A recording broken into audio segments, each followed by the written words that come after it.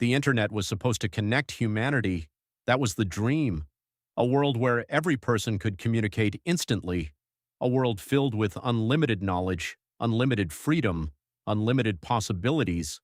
And honestly, for a while, it felt like the greatest invention humanity had ever created. People could finally talk to loved ones from anywhere in the world. Information became accessible to everyone. You no longer needed libraries to learn something new. Everything was only one search away. The world suddenly felt smaller, closer, more connected. But somewhere along the way, something changed, slowly, quietly, almost invisibly. And before humanity realized it, the internet stopped becoming a tool. It became reality itself. Now think about modern life for a second. Most people wake up, and before even speaking to another human being, they reach for their phone, notifications, messages, videos, scrolling. Every single morning begins with a screen, and every night ends the same way. Humanity became addicted to stimulation, not because people are weak, but because the internet was designed to keep attention trapped. Every app competes for your focus.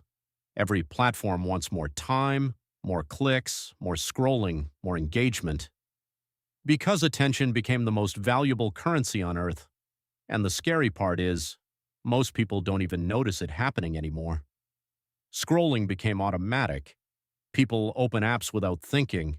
Minutes turn into hours. Hours disappear every single day. And somehow, despite endless entertainment, people feel more empty than ever. The internet changed the human brain. Attention spans became shorter. Patience disappeared.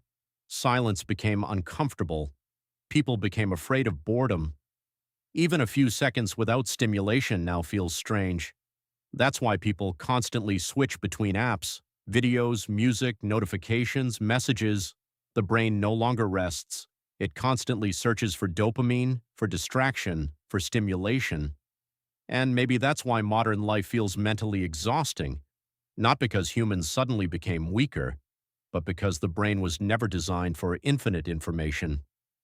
Ancient humans spent thousands of years living in nature. Now modern humans spend entire days staring into glowing rectangles, and slowly, the digital world became more important than the real one. People no longer experience moments naturally, they record them. A concert becomes a video, food becomes a photo, travel becomes content. Even happiness itself became performance. Social media changed the way humans see reality. Every day people compare themselves to strangers online, perfect faces, perfect bodies, perfect lifestyles, perfect relationships. But most of it isn't real. What people see online is usually the highlight reel of someone's life, not the pain, not the loneliness, not the insecurity, just the edited version, the polished version, the version designed for validation. And because of this, millions of people now feel like their lives are not enough, not successful enough, not attractive enough, not interesting enough. The internet created a world where comparison never ends. Human beings were never supposed to compare themselves to millions of people every single day. But now it happens constantly, and it quietly destroys self-worth. The internet also changed human relationships. People became more connected digitally, but more disconnected emotionally. Families sit together while staring at separate screens. Friends meet without truly listening to each other. Conversations became shorter, attention became weaker, real connection became rare. Thousands of followers, hundreds of online conversations. Yet so many people still feel completely alone. And maybe that's the biggest irony of the modern world. Humanity has never been this connected before.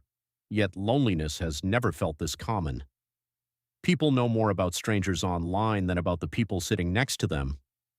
The internet gave humanity infinite information, but not infinite wisdom, because information alone does not create happiness.